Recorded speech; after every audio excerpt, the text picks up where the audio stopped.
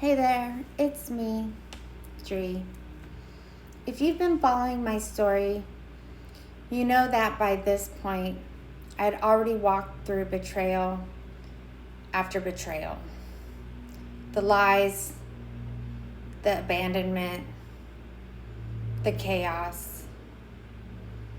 In the last video, I shared how I finally thought I was rebuilding my family. How I believed we were in it for the long haul. But the truth is, the end, it wasn't clean. It wasn't even final until it was. This is the story of the moment my 5-year journey with my ex-husband collapsed for good. The drive home from our getaway was mostly silent until my ex-husband brought up the only thing he ever brought up: money. He said he had sent his mom a good amount of money to hold for him, and that he had asked her to send some of that money back. He then told me that he was going to need for me to give back that $10,000 he had previously given to me for our kids. That moment felt like instant betrayal. I tried to fight him on it. I tried to hold a firm boundary. You see, I still had 5 weeks of bills that had piled up that I needed to pay from the time we had gone away. And he had promised he was going to take care of those bills. And now he was asking me to give back my entire safety net. But like always, he leaned in with his charm. He held my hand. He reminded me that we were in it for keeps and that I had nothing to worry about. He told me that he'd have more money in a couple of days for me, and that I'd be getting the bill money plus the $10,000 back in no time. He told me not to make a big deal of it.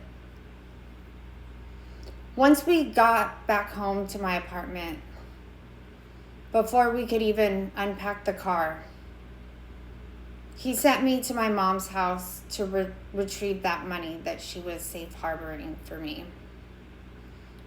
And it was with great reluctance that I got back into my car, drove to my mom's house, and asked her to give me the money back. The request, it didn't come easy. I had to sell her the same way he sold me. Everything's gonna be fine. The money will be returned in a couple days. I know what I'm doing. You need to trust me. And as reluctantly as I drove to her house, she gave me the money. I drove back home, and he was standing in the front entrance of my apartment unit, waiting. He had a smile on his face. "Good job, honey," he said. "You did it." I handed him the money, and he tucked it into his pocket. He picked up a trash bag that was on the floor next to him and said he was going to take out the trash and that we'd unpack the car together when he got back. And with that, he walked out the front door. 20 minutes went by. I got a text. It was him. He was texting me to say that the time we had spent together was over, that he wasn't coming back, that he had tried, but he couldn't do it. It was in that moment that the illusion shattered. The reality of what was happening set in very fast. I had bills to pay, and the only money I had managed to get out of him since becoming a mother, he had manipulated it out of my hands. And now he was gone. It was gone. Everything was gone. The next day, my former mother-in-law texted me. It was a tone of excitement and joy. "They did it," said the text. And with it was a photo. I realized as soon as I saw it that it must have been sent to me as a mistake. Because how could the grandmother of my children be so cruel? But there it was, a picture of him in Las Vegas, holding her in his arms. They were in front of a wedding chapel. He had just married the woman he swore he had ended things with. And I was frozen. When the time came for him to turn himself in, he chose not to. He called me from a burner phone and was begging me to get him and his new wife a hotel room. And for the first time in our whole history together, I told him no. I wasn't going to help him anymore.